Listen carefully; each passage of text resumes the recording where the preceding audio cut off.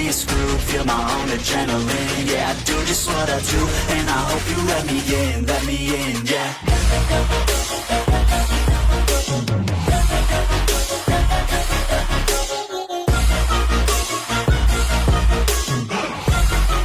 Hello and welcome back, fellow anime lovers, to Cypherfics.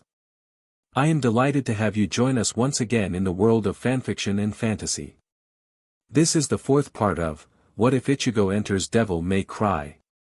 Special note, this fanfic is written and a masterpiece of epic insanity 666 on fanfiction.net. Do check and support the author too. Now smash the like, share and subscribe button for more. Also press the bell icon so that you never miss such great parts. Thanks for the introduction. Now let's dive into the world. Walking through the halls of the medical ward with her captain, Aizen held a tray of food in her hands with a small smile on her lips, her fellow medics nodding to her in greeting as she passed. Her cheeks began to redden as she approached her current patient's room, the patient having to be retreated of his wounds after another fight with Kenpachi. Knocking on the door with a soft smile as her cheeks reddened at remembering having to hold Ichigo's six-pack to slow the wound's bleeding, he merely gave a laugh as it healed itself along with her own healing. Doors not really locked, Aizen-chan, hearing Ichigo's voice with amusement in it, the woman opened the door with Unohana silently following. Showing Ichigo sitting beside the window with Shadow purring under his free hand while the other held his red book. "How are your wounds, Kurosaki-san?" Turning to Unohana with respect, he gave a bow in response. "It's healing fine, thank you, and sorry for the trouble." Gaining a soft giggle from the captain as Aizen set the food down, Ichigo stood up to sit for his checkup. "Honestly, Ichigo, why did you even agree to a rematch with Captain Kenpachi?" "Well, he wanted me to use my berserk state again. Apparently he feels the blows I dish out." Looking to the left, they all saw the eye of nightmare stretching out of a vortex in the wall, gurgling its monotone gurgle. It turned its lone eye to Unohana before stretching for a closer look at her, making the woman blink before it nudged her like a house pet before receding through the portal. "Well, it seems Nightmare has become a good judge of character." Turning to give Ichigo a smile, Ichigo gave one back as Retsu began to check on the bandages over his upper body. "Tell me if you're feeling any discomfort. The fractures on your ribcage may still be present." Applying pressure onto the bandages with Ichigo holding his arms apart, he looked to Aizen who sat patiently. It was after a minute of Unohana applying soft pressure for longer than necessary did Ichigo turn in confusion, blinking in surprise as the woman's eyes had glazed over with a bit of drool from a lecherous smile. Did Ichigo reach and tap her shoulder, trying to wake her from the trance as his own cheeks reddened as she began to grind on his right knee. The moment he tapped her she glomped onto him, surprising Aizen who gasped in surprise as she watched Unohana cup her hands over Ichigo's cheeks to force her tongue down his throat. The teens unexpectedly grabbing her but firmly before the sound of Griffin laughing snapped the captain back to her senses, staring into Ichigo's brown eyes. She sat up while clearing her throat, she spoke. "Your injuries seem to have healed perfectly. Ahem, you can go on with your day, Kurosaki-san." Standing up she turned and quickly left, leaving Aizen with Ichigo who had lost the bandages from his now bare torso. "What a woman!" Turning to Griffin, Ichigo and Aizen shared a look before Aizen blushed as she found herself staring at his pecs, faint scars on his chest. She couldn't help herself and touched one before leaving with a blush, leaving Ichigo in place. "What just happened?" "Something to cause some excitement if I'm correct." Jumping at the sudden appearance of a smiling Yoriichi, the woman closed the door. Turning to smile at Ichigo, he watched as she began to strip. "I'll leave you two to your fun." With that he returned to Ichigo's tattoos, just as Yoriichi sauntered over to his enlarged member. "I think you gave me an exciting idea when we leave." Grabbing her hips as she sat on his lap, Ichigo smiled. "I'm all ears." With that they fell onto Ichigo's back. Sometimes, Ichigo wouldn't normally question his life, nor the luck he has to be surrounded by many gorgeous women. Yoriichi, Orihime, Suayafeng, Rukia, Aizen, and her captain Unohana. The night before with Yoriichi legit dragging him to Cypherfics's private quarters with a blndfld over his eyes with Yoriichi's playful giggling his indication this was a doozy of a prank to her. That went out the window as Ichigo's eyes were given freedom with the blndfld yeeted from his face to reveal the women he knew sitting on a queen-sized bed, wearing Nico bikinis. Orihime looking like she was struggling to not burst the top off of herself, the only one not wearing the Nico outfit was Retsu. My lord, she only wore her captain's haori, revealing her toned body with a confident smile on her reddened cheeks beside her heavily blushing lieutenant who shyly handed her hands on the cat girl, Naya, motion. Rukia sat with her face as red as a tomato like Orihime. Yoriichi stepped to the bed to sit between Cypherfics and Aizen who gaped as her captain urged her closer to Yoriichi, making the poor girl blush as she played with her left NPL. That was followed by one of the best sensations Ichigo ever experienced, the morning at this moment beating it instantly with his morning wood tended to by Aizen and Retsu, his right arm held in place by a sleeping Yoriichi who held Cypherfics in her arms protectively. His left arm holding the cuddling forms of Orihime and Rukia. And remembering the godly sensation on his manhood, Ichigo clenched his hands tightly as he let his release out. Seeing this Retsu engulfed his PP into her readied mouth with Aizen licking any drops she missed. The pop from Retsu was followed by a giggle as Aizen kissed her lovingly, sharing his cum with each other. Ichigo gave a sigh of pleasure, looking to the women in his arms he brought them closer with Cypherfics cuddling into his chest with a purr, making Ichigo snort before he nearly jumped at the sensation of Retsu sitting on his member, making Ichigo drop his head back at the eager woman. He was trapped for several minutes in the goddess but cheeks while Aizen moved to Ichigo's head, cradling it lovingly for him to enjoy the view. 2 hours later after the others had woken up. Stepping out of Cypherfics with hurt yet satisfied looks on their faces, Aizen leaned against her captain who shared her limp, Retsu showing a bright smile while her haori hid her completely naked form beneath, her hands were cradling her stomach area with her joy growing. Following them with his own smile of satisfaction while holding a fully clothed Yoriichi in his arms alongside Orihime and Cypherfics, Rukia hissing with each step, she was the only one leaning against his chest. The five shared sighs with Orihime cuddling further into Ichigo. Ow, but totally worth it, leaning his head back to enjoy the rising sun's rays, Cypherfics echoed his smile with her own words. Consider it training if you want, hissing as she tried to stand on her own strength, she gave a playful glare at Ichigo. If I knew you were that big I would have ignored Lady Yoriichi's persuasions, getting a gentle cuddle from both Yoriichi and Ichigo, the petite enjoyed the comforting hug with a soft smile. Consider it training if you want, moving to give the second petite kisses on her neck, the woman perked up with a shiver from the kissing on her neck as her cheeks reddened. Using my own words against me, Yoriichi chose well, turning to get an embrace on her lips, making them all giggle before wincing at the numbing pain on their lips. Let's just worry on getting ourselves healed before the day actually gets going, giving nods of agreement with Yoriichi, they moved back into the guest room. Standing before a senkaman with cane in hand.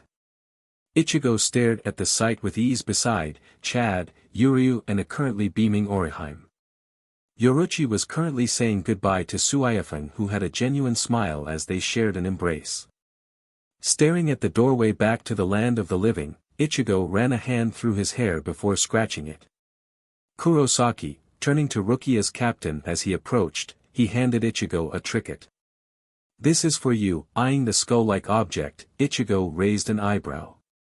What is it? Before he could get an answer however, Yukitake had left, leaving those that had come to save Rukia to bid farewell. Well, I guess this is goodbye for now, getting a giggle from the woman before him, they shared a smile. Yeah, it is, standing in a comforting silence, Rukia lunged at Ichigo to hug him, making him chuckle as Shadow and Griffin emerged to join the hug, followed by Nightmare rising from the ground beneath them with its arms gently hugging them. Following that was the departure, with them all immediately rushing for the exit at realizing where they were.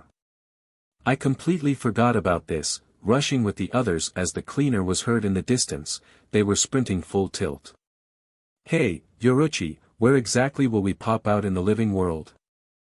"I don't exactly know, to be honest," was all the woman said as she sprinted in her human form. It was the sight of a doorway opening in front. Did they all get an answer?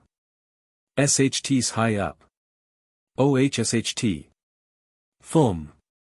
Why's it all dark? Grabbing onto Yoriichi and Orihime in the darkness, Ichigo felt both Chad and Yuryu against his back within this darkness. The muffled sounds outside gained his attention, feeling them impact something. The darkness opened to show them on a magic platform, with Kisuke and Tessai showing themselves as their saviors. Urahara, turning to Ichigo from his position, Kisuke went to speak until he noticed Yoriichi's Zanpakuto. "That's not what your Zanpakuto looked like all those years ago." Eyeing the weapon for a full minute, Yoriichi smiled fondly at the Odachi before it glowed red, transforming into the claymore. A final gift from Dante. Smiling softly at the woman, Kisuke turned to Ichigo as he sat down. "Why didn't you say that my soul was fractured?" Wincing at the question, Kisuke spoke. "I didn't notice it when we started training. It was only when you went through the Senkamen that I finally noticed the wound in your soul. I'm sorry for not noticing." Kurosaki-san, sitting back beside Orihime and Yoriichi, Ichigo rubbed his face with a sigh before he looked to the badge Yukitake gave him. "Is that what Yukitake gave you, Kurosaki?" Turning to Yuryu, who had noticed the object, Ichigo nodded while holding it up for the others to look. "Cute." Turning to Orihime with a snort, Ichigo clipped it to his pants. "This is my stop, Urahara-san." Turning to Yuryu as he stood up, they all bid him farewell, leaving them departing one by one before it was Ichigo's turn to leave. Hopping off to land on the road before his clinic/house. Ichigo smiled softly before walking on air up to his window.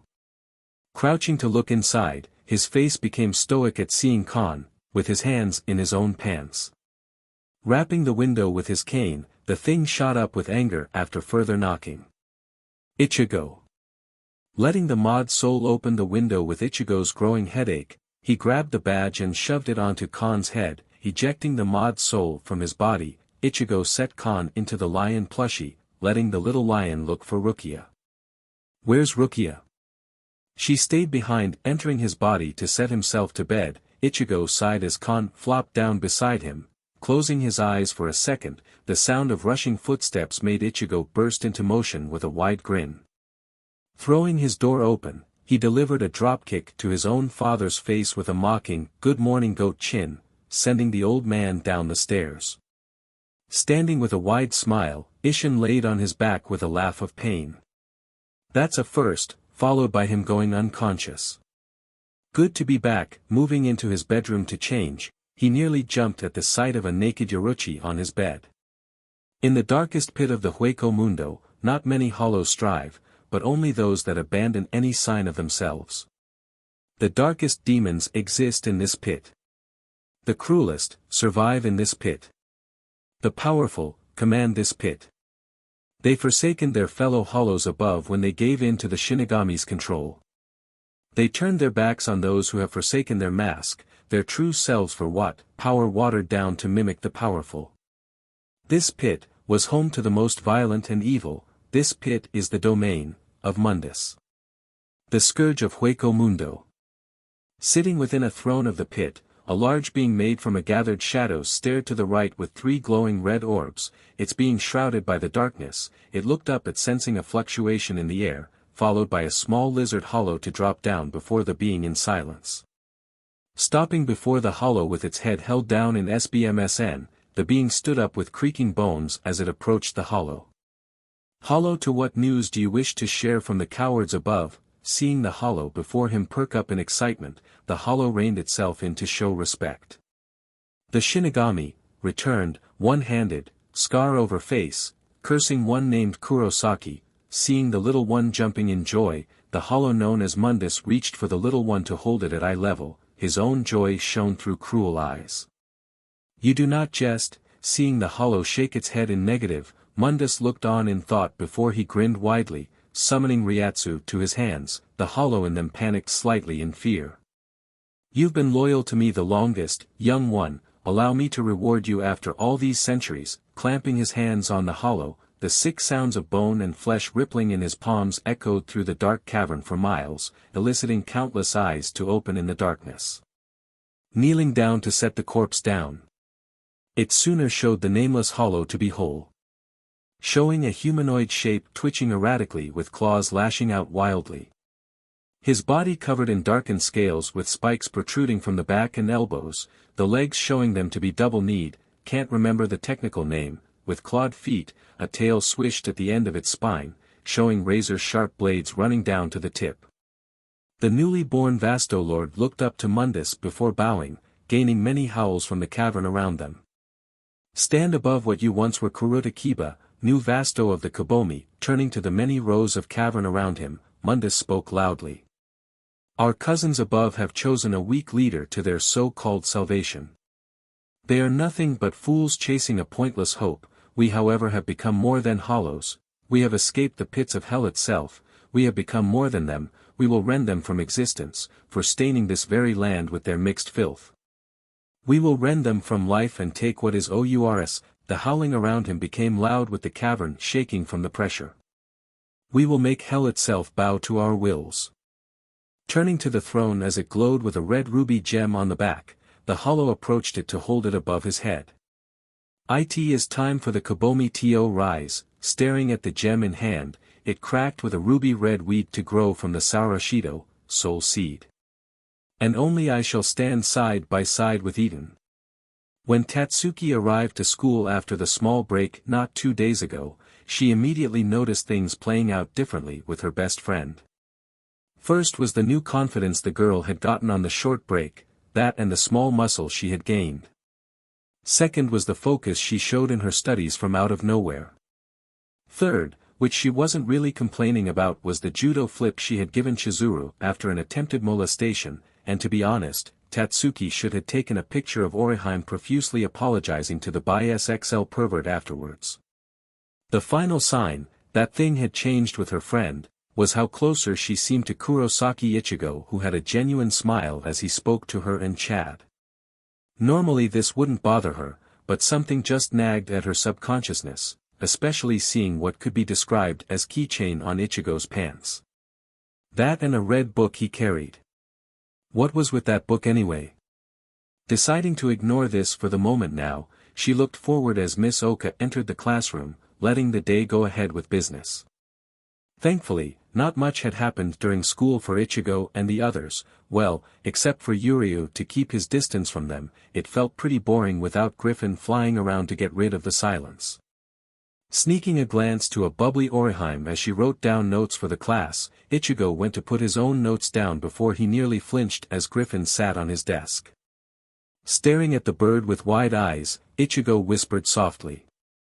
"How are you out here? You're leaking Ryatsu like a waterfall, I noticed, so I decided to jump out and fly around." Looking at the classroom with a studious eye, Griffin jumped to another desk, completely unnoticed by everyone but Orihime, Chad and a certain raven-haired girl who stared at the sight with wide eyes. Looking around to the other students in alarm, she failed to see Orihime and Chad resume the class. "This dipshit has the wrong answers." Flapping onto another desk of Chizuru, the bird gave a GG of disgust. "She's just drawing pornography, someone get her a psychiatrist." Flapping onto another desk, Shadow came out with a warning growl. Making Tatsuki visibly jump at the sight, the poor girl looking to everyone else in questioning as the panther moved towards Griffin, who stood at the edge of a desk, conversing with his fellow summons. He turned to a window.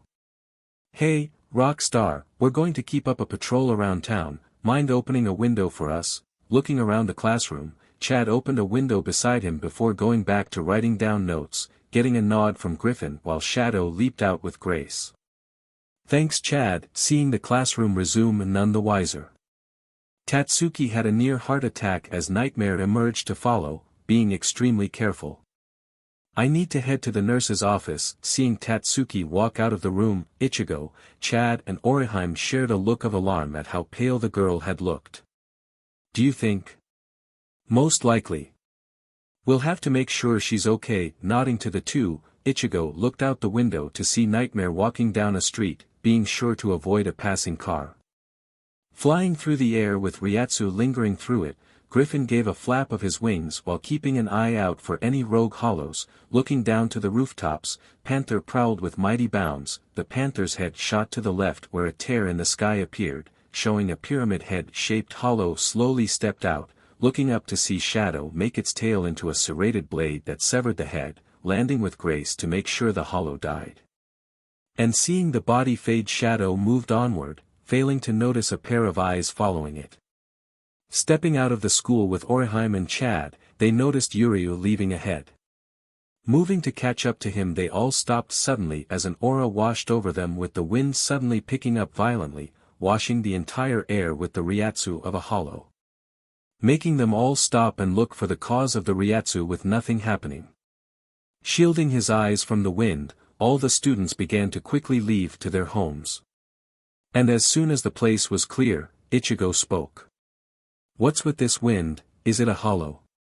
Turning to Orihime to answer, Ichigo turned to the Shinigami pass Yukitake had given him, watching it vibrate wildly. Looking to the sky as it shuddered with clouds rolling in, Ichigo turned to the others. "We need to get to Urahara's. The fact this happens after we got back is not coincidence." Following after Ichigo, they turned a corner, failing to see two men walk by. And if they had paid them attention, they would have noticed one sporting wolf ears. Standing at the entrance of his shop with a hand on his hat, Kisuke frowned at the hollow-induced weather with worry. Looking to the right at sensing Ichigo and Ko approaching, Yoriichi stepped out to his side with her arms crossed, fully clothed mind you, with a serious expression on her face. "What do you think this is, Kisuke?" "I don't know, Yoriichi, but it feels ancient." Turning his head at seeing Ichigo and the others turn the corner, Yoriichi's eyes lit up somewhat despite the darkening mood. "At least it rules out Aizen for being one-handed." Looking to the sky once more as the others finally made it to them. "Urahara, is it Aizen?" Shaking his head as the clouds began to darken, he led them inside where Tessai had set up a TV showing a news forecast. "From what the news is saying about this sudden storm, it's washing all over Japan, and it's spreading." "Do we know what it is?" Sitting down around a table with the others ready for business, Kisuke spoke. "No, but this is definitely the work of a hollow. The air is being flooded with the Ryatsu of both a hollow and hell's radiance." Leaning down while cupping his chin in thought, they failed to sense the approaching Ryatsu from outside. "I'm surprised the gates of hell haven't appeared with the amount of Ryatsu is flooding out."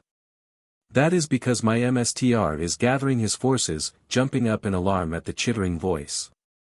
They all turned to see a humanoid hollow standing calmly, its head small, the size of a human's. The only difference was the fact its face was bare to see, its mouth sporting jagged fangs in a hungry smile. "Who are you?" Seeing all move to fighting stances, the hollow gave a mocking laugh. "That would be telling you, Shinigami, but I'll do you a tiny favor by answering your question." Leaning down with a hungry growl escaping its throat, the hollow spoke with a soft click in its jaw.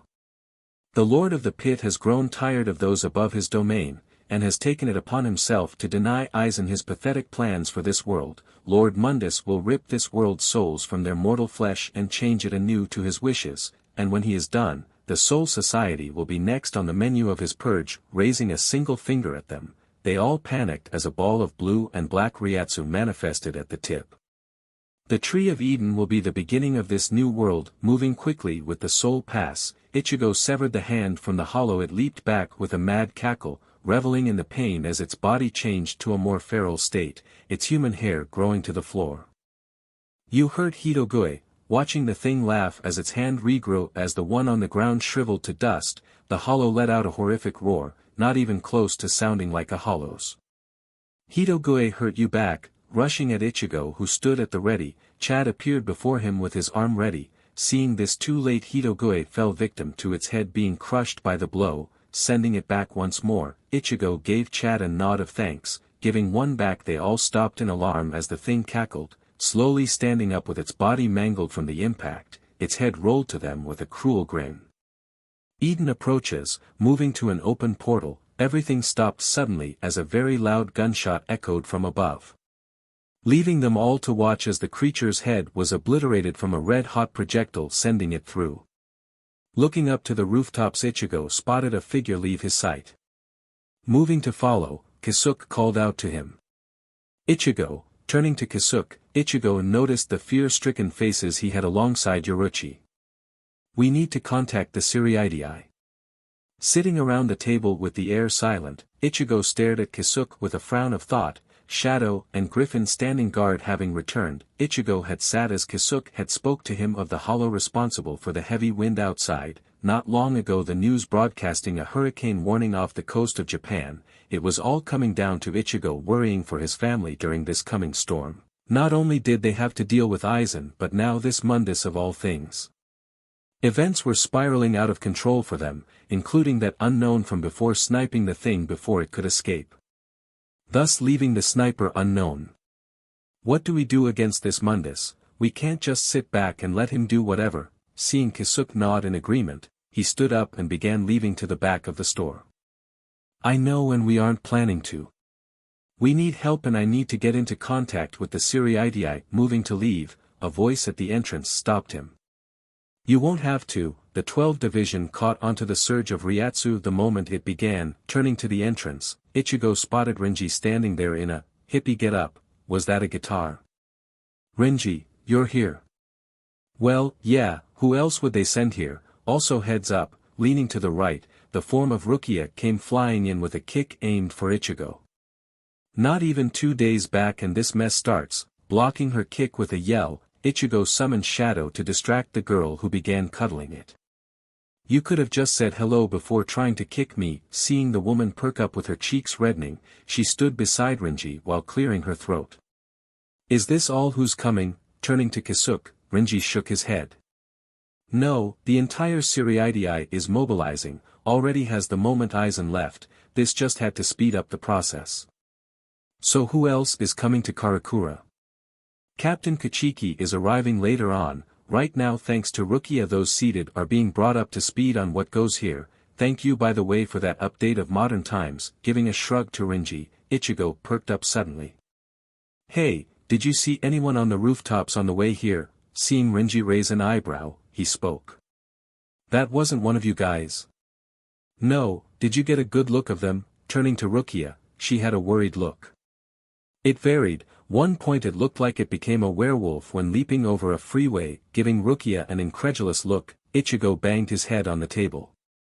Great, not only are we dealing with hollows we have werewolves, just great. Just to add insult to injury, a howl echoed over the city at that moment. That was far too perfectly timed. Giving the petite he loved a deadpan, she gave a smile in return while Renji turned to Kisuke. Urahara, do you have anywhere to stay? Seeing the shopkeeper nod with a serious expression, he gestured for him to follow while Rukia approached to sit down. Has anything normal happened after your return? We think Tatsuki is aware of spirits now. She watched my summons leave the classroom today. Seeing the petite cup her chin in thought, Rukia spoke. Might want to keep an eye on her. Aside from that, anything else? What followed was the petite being brought up to speed by a very enthusiastic Orihime and Ichigo. Stepping down the windy road with a bag of groceries in hand, Yoriichi Ishida held the hoodie of his head firmly as the wind picked up more violently. Nearly making him fall, he felt a pair of arms catch him along with a chuckle. Easy kid, nearly had a fall there. Feeling himself right with a pat on his back, Yoriichi went to thank the stranger before his eyes nearly widened at seeing a shape in the distance. Not noticing his helper look at the sight as well, he failed to see the twitching wolf ears on his head. Staring back at them, was a large tree with clouds gathering around the branches. Turning to Yoriichi the stranger spoke. Might want to train up Ishida. Yoriichi, stopping to stare at the stranger knowing his name, Yoriichi turned to stare at a pair of golden orbs. Who are you? Seeing the man smirk beneath the full beard, he gave a chuckle. For now call me Fenris. Seeing the man leave, Yoriichi stared in shock at the ears on the man's head before he became a cloud of ashes. Flying away against the wind currents above. Standing in place for a full moment, Yoriichi snapped to his senses while looking around the street. I need to tell Ichigo. Rushing away with the tree of Ryatsu slowly but surely manifesting to his sight, he would have stopped in thought at sensing the others with body feeling reinvigorated.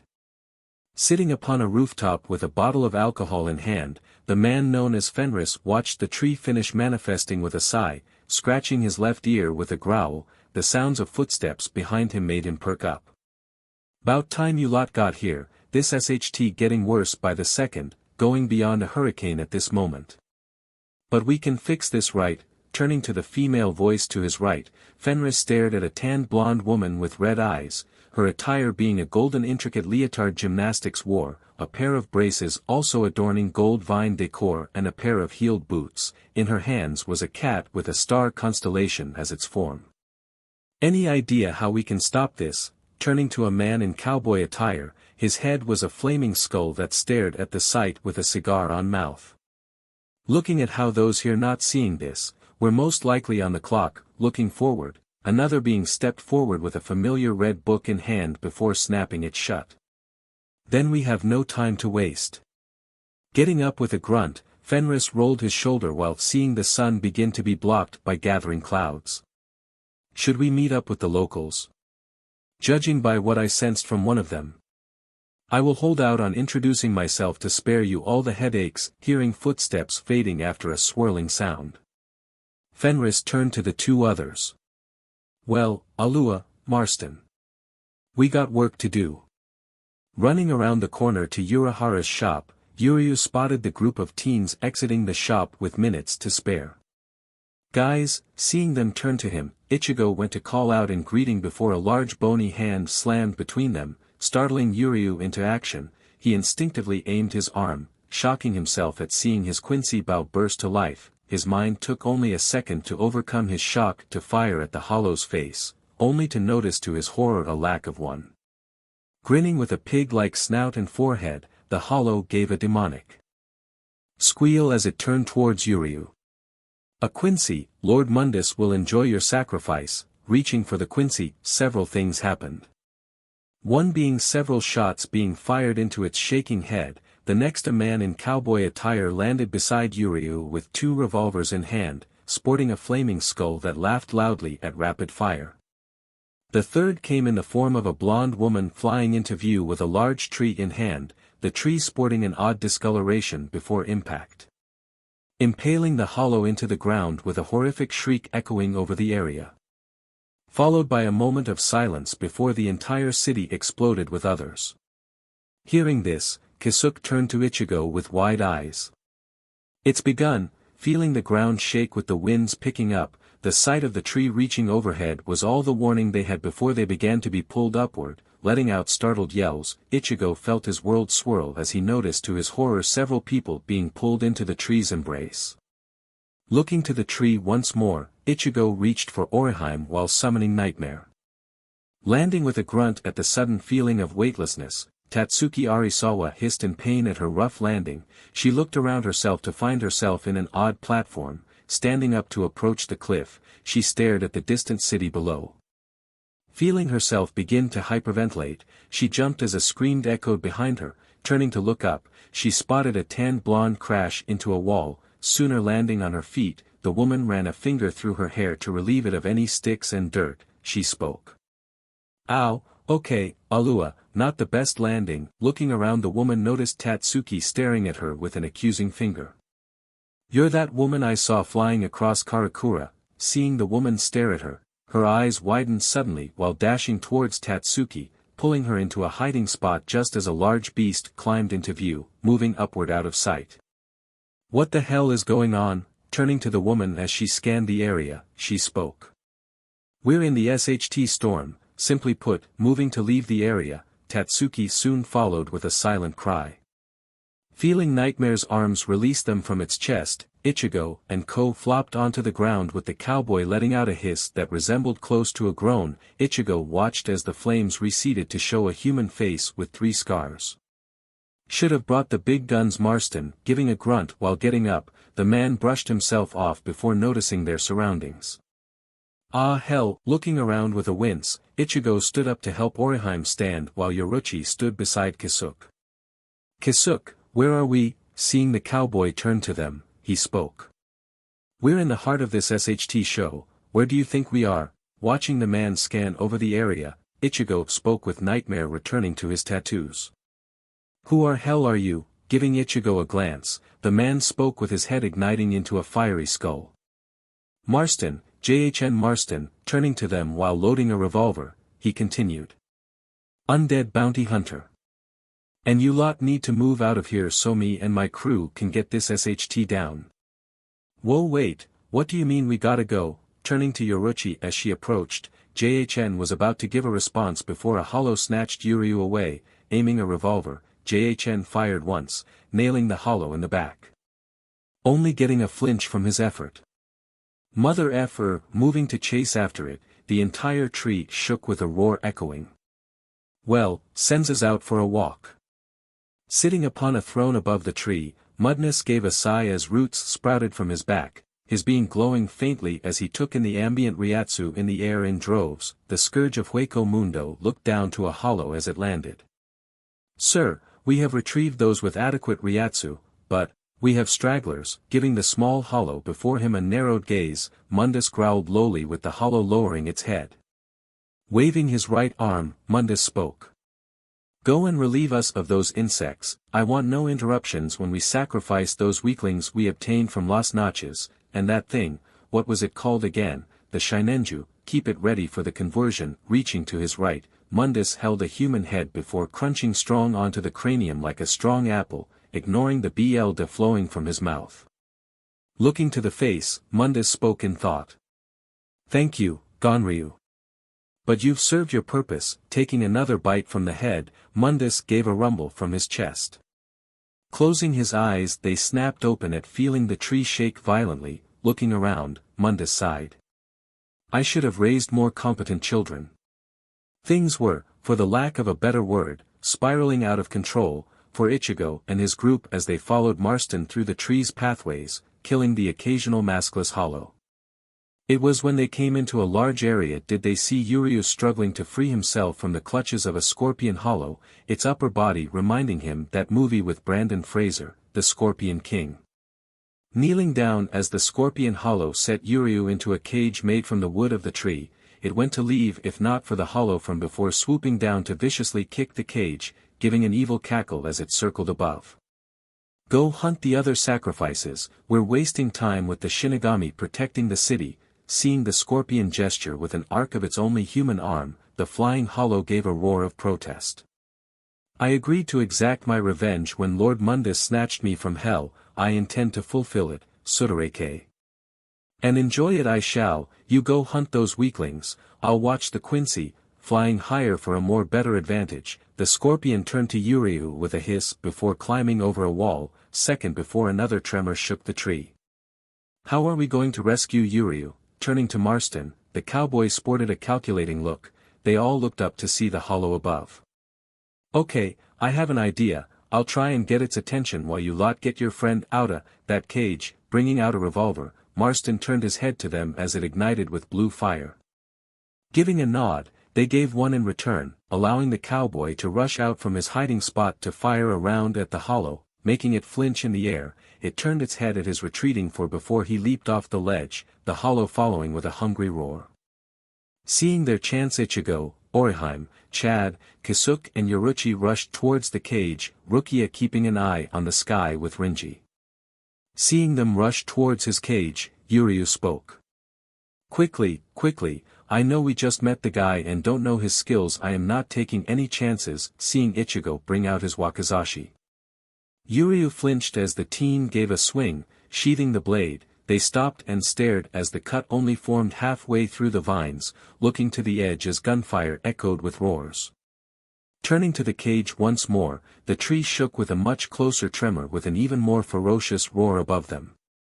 SWNGNG once more, they got the desired result of Yuryu tumbling out of his confines. Standing up quickly he fixed his glasses. Thanks, but we need to save the reunion for later, just get me away from here. Seeing the normally stoic teen rushing to cover, Ichigo and Ko followed.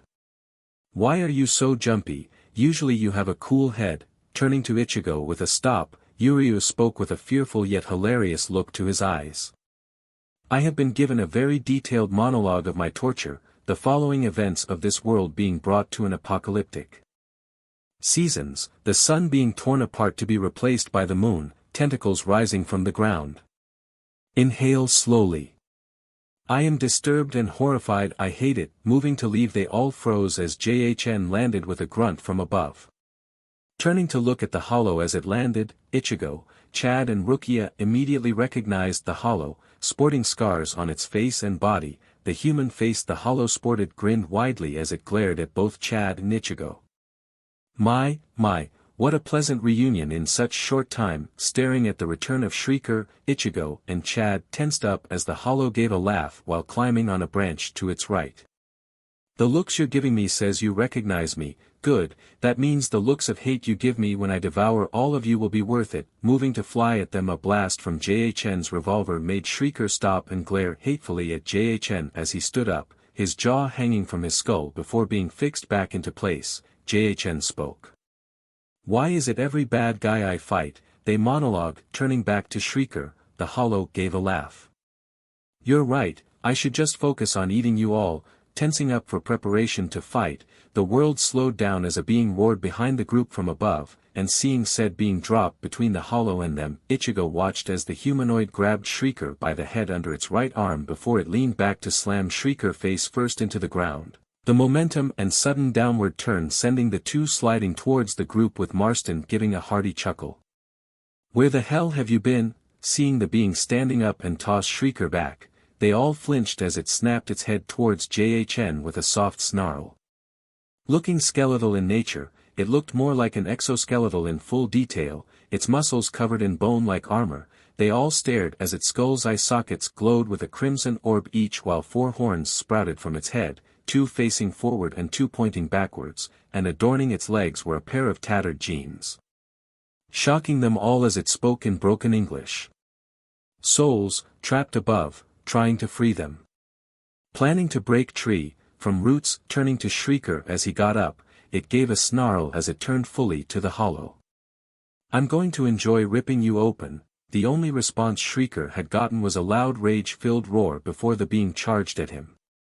Seeing the two rush at each other, JHN gestured for them to follow to an opening up a slope. Come on, when he gets like this the vision ain't pretty. Speaking from experience here, following the cowboy, they felt the tremor below with Ichigo turning to see Shrieker being sucker punched in the face before having 2 enclosed fists knock him down. Feeling himself pulled forward, Ichigo followed, ignoring the roar of agony after a sickening crunch, the being chanting a strange war cry. What the hell is Kar en Tuk? Turning to a shaken Yoriichi, JHN spoke while moving through a tunnel. It means rip and tear. He says that a lot after playing a video game called Doom Eternal. If it's in this world you should try it, but right now we need to focus on finding these souls. Running after the cowboy, Kisuke spoke his mind. What or who was that? That's my boss trump card when the odds are against him or when it wants to go on a frenzy. It calls itself Senza-Nome, nameless in Egyptian I think. Thing can take a nuke head on and walk it off like a minor tan, paling as another tremor shook the pathway. The area widened with hollows digging themselves free from the walls. Moving to bring out his revolvers, JHN watched Ichigo slide by him with a click of his fingers, followed by a very familiar Goliath in his eyes. Seeing Nightmare rising from the ground, it hunkered down before firing its laser forward, incinerating anything in its way. Wonder what V would think of this. Meanwhile, dropping down with the corpse of a maskless hollow beside him, a figure wielding a wolf-headed cane stepped over a smaller hollow's corpse. Stepping over said corpse, the form of Victor Schnee read his red book with little care of the surrounding battle around him. Reaching to his pocket to bring out a pair of connected headphones, the sounds of battle were drowned out by a familiar song. I'm the One, feat. Casey Lee Williams, by Jeff Williams. Ducking under a hollow's bladed tail, a man in a hood caught it with claws resembling elongated swords. Severing the tail, Alex Mercer gave a roar as he lunged into battle. Leaving Victor giving a light skip while summoning Shadow to impale a creeping hollow behind him as he read. Gesturing with a flick of his hands, a hollow was hit by a golden blast of fire before a cloaked robot rolled into view, aiming a black and white hand cannon. Giving a cheer the robot double jumped to avoid a lunged from behind him. Simply enjoying the music, Victor jabbed his cane to the right to impale a hollow's head, letting it drop, another hollow went for a bite if not for a large sword with a hole near the hilt severed the head, allowing a pale-skinned man to rush by with a cackle.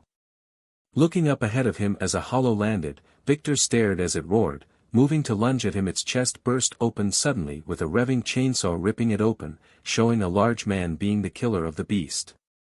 Seeing Victor, the man grabbed one earphone to listen himself, nodding at the drums and lyrics. Dominic Santiago gave an approving look before taking aim and walking off, firing the weapon with Victor returning to his book, before a small pebble hit his head, making him turn to see Princess Alua fly into view with a raven-haired woman.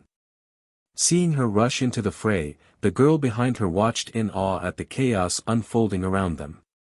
Smiling at the woman, Alua allowed her gravity magic to rip 2 chunks of tree away to bludgeon flying hollows above, her faithful companion Dusty meowing at his feet while admiring the princess fly over the battlefield. Turning to the woman, Victor's eyes widened suddenly as a hollow appeared behind her, its body dangerously thin, its wide mouth tore into her right arm with blood splattering everywhere, moving its mouth to rip the now mangled arm off. Its head was impaled by Shadow while Victor rushed to the woman's aid. Her eyes glued to what remained of her arm as she fell to her knees as agony slowly crept into her mind. Another group rushed into the sight with Oriheim's voice echoing over the chaos. Tatsuki. Standing over the broken form of Shrieker with deep rage-filled breaths, the skeletal being stared down the former serial killer with its own murderous gaze as memories of this piece of filth torturing a poor child's soul came forth. Shrieker looked up weakly as the being stepped towards his head, looking down upon the hollow. Shrieker's eyes widened slowly as he watched a foot stomp on his neck, keeping him pinned down. The killer thrashed about in panic until its mouth was gripped tightly. Feeling the jaw move against his wishes, Shrieker gave a gagged scream of panic and pain as his jaw was forced wider than it should be able to. Forced to stare into crimson rage-filled eyes, Shrieker gave a whimper as he felt the sides of his mouth slowly but surely bleed as it began to tear open. Giving out a cry of agony, he was silenced as his jaw and head were torn apart, leaving his body to fall to the floor while the being tossed the head and jaw to the floor with a snarl, leaning back with a triumphant roar before it stopped and turned to follow the scent of Jhn Marston, stopping.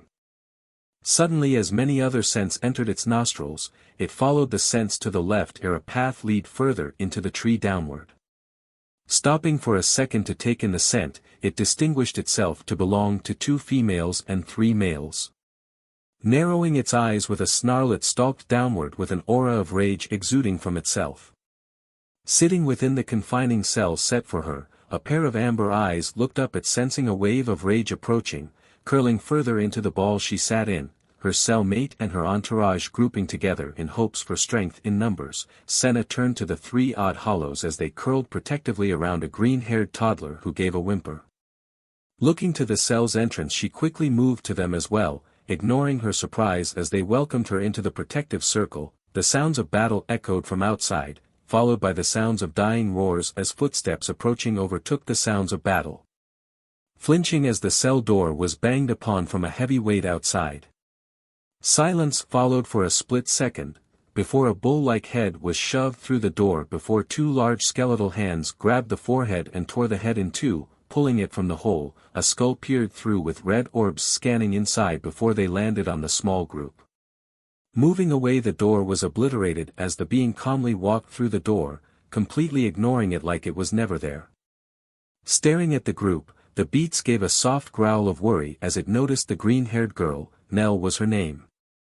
Seeing the beats reach and rub its hand on the large crack on the girl's hollow mask helmet, it looked to them for a second before turning to the door, gesturing for them to follow. Senna was hesitant until the insect hollow, Pesh, followed this unknown, sooner followed by the others. Sitting in silence within the cell, she quickly followed them up a set of stairs.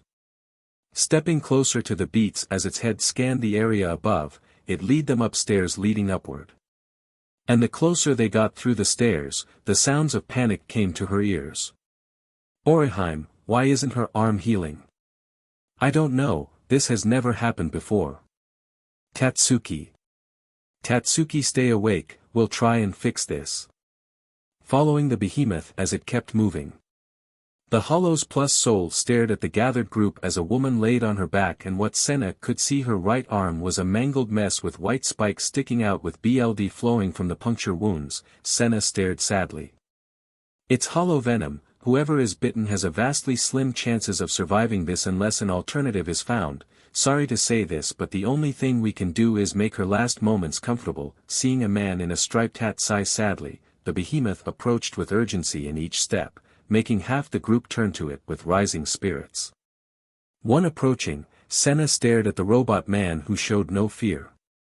Senza, good you're here. We may need that brilliant mind of Loki right about now. The girl's dying from a hollow bite. Seeing those around the girl turn to it, they all paled as the beast knelt down to examine the mangled arm of the girl, her pale face staring fearfully at the skull in silence. Tilting its head in though while lifting its own right arm, it turned to the woman for a brief moment before ripping her mangled arm off, shocking those who knew the girl into silent horror. The woman's screams muffled by her own lip. Senna watched the being grab its own right arm as it shifted into a small form before being torn off itself, stunning them all as the beast set it on the bleeding stump as the arm glowed. Watching the sight with hitched breath, the arm straightened suddenly with a twitch as the bleeding stopped completely, showing the girl's arm changed. Staring at Tatsuki in shock after that horrific display of an arm transplant, Ichigo turned to the being as it looked to its own stump with a growl of acceptance before ash particles gathered at the stump, shocking those watching as an arm regrew from the ashes. Showing no sign, the thing tore its own arm off. Well, that's one way to do it. Turning to the cloaked robot with growing shock, Ichigo finally took notice to the hollows and soul following the behemoth known as Senza. Here, not safe. Escape for now, come back with bigger forces. Seeing Senza gesture to the side of the tree, the city of Karakura was growing more distant the longer they stared. SHT, we need to move. Moving to the edge, they stopped as a white vortex opened between them and the edge. Stepping by them with a chuckle, JHN spoke. What, you think we're swimming all the way back? We're going the safer way. Stepping through the vortex, Ichigo went to speak, if not for a horde of hollows to roar from above. Moving to Tatsuki as Orihime moved to carry her, they stared in horror at the amount of hollows above. Ichigo was gently moved aside by Senza, who took a deep breath, before releasing a powerful roar that shook the entire tree and level. Feeling Yoriichi grab him to keep him moving, Ichigo watched as Senza caught a hollow by the neck before ripping its spine out before his vision was enveloped by a blinding white, sooner replaced by the street entrance of Kisuk's shop. Staring at the vortex as those not from their group brushed themselves off, Ichigo, Orihime and Yoriichi waited with bated breath as the vortex swirled before them.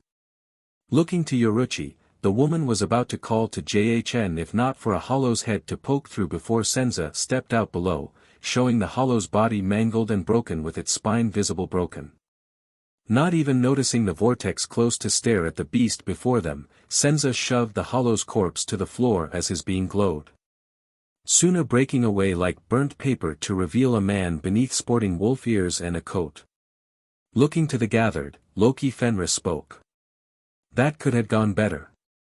Sitting around a much larger table with the newest addition to this current crisis, Ichigo stared curiously towards the wolf-eared man as he simply sat down with a curious gaze to the interior of the shop. Orihime stared at the robot as he reassembled a large hand cannon.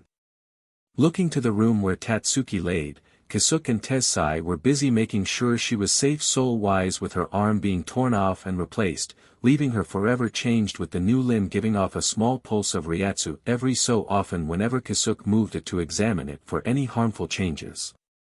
Sighing in wait for the rest of the Siriidii to mobilize into Karakura, he sighed once more with Yoriichi shaking his left shoulder with a small smile, making him smile back with the wolf man immediately taking notice. So what's the story between you two? Making said dup turn to Loki, they spared a glance to one another. Ichigo shrugged with Yoriichi sighing. Why do you want to know? Seeing the wolf man chuckle with being caught, he spoke with a shine in his eyes. Well, the normal timeline of this world usually leads you marrying Inoue over here at the end of the SHT storms to come. Giving the blushing girl a glance with a knowing smile, Loki also noticed this interaction with the hooded man, Alex, and the big buff guy Dom laughing. Oh my god, he has a HRM, staring at the man who looked far too much like his Zanpakuto. Ichigo spoke. What's your stories? Looking amongst themselves, the Dom spoke with a sigh.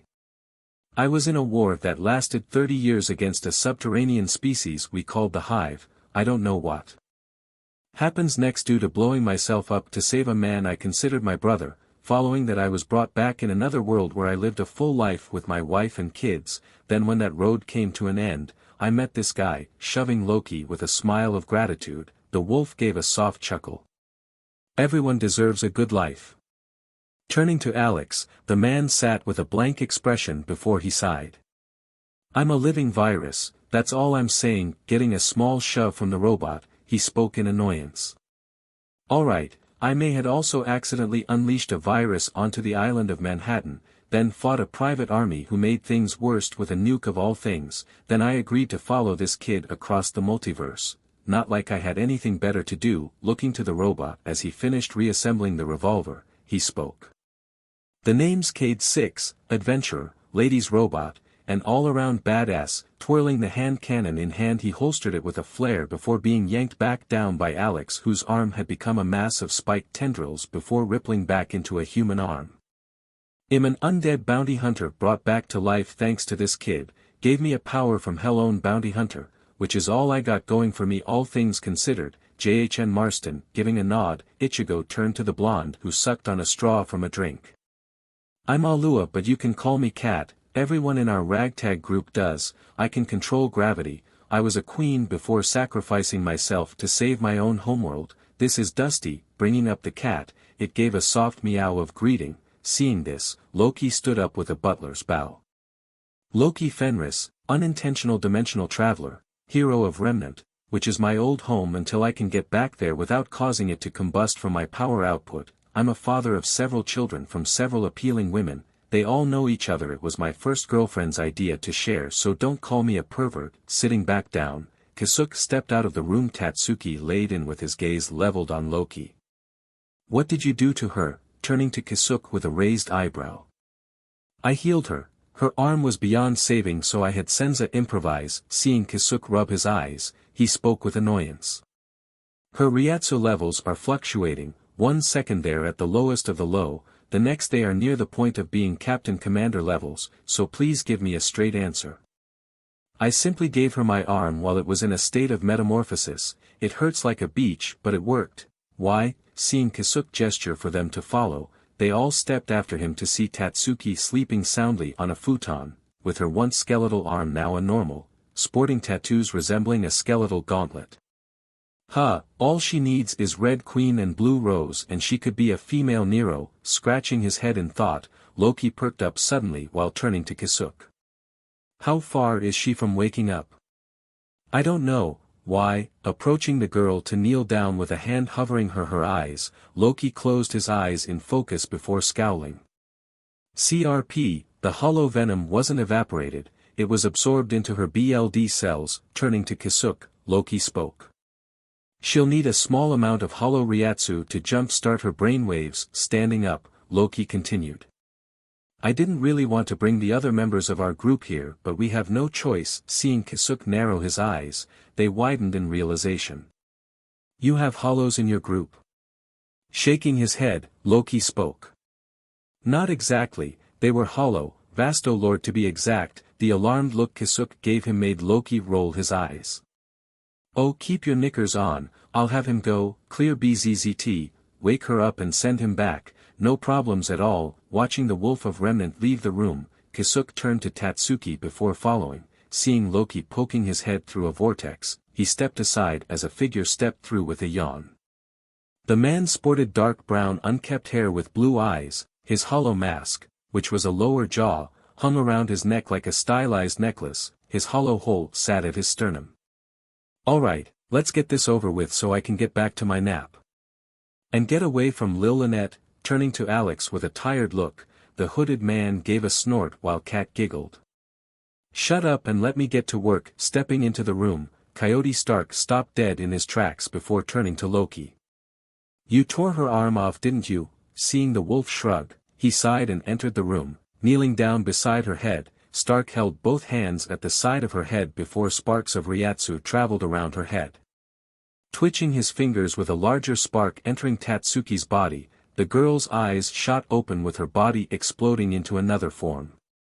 Sending Stark back with Loki ducking under Kisuke, Ichigo, Orihime, Chad, Yuryu and Loki leaned in to see a shocking sight.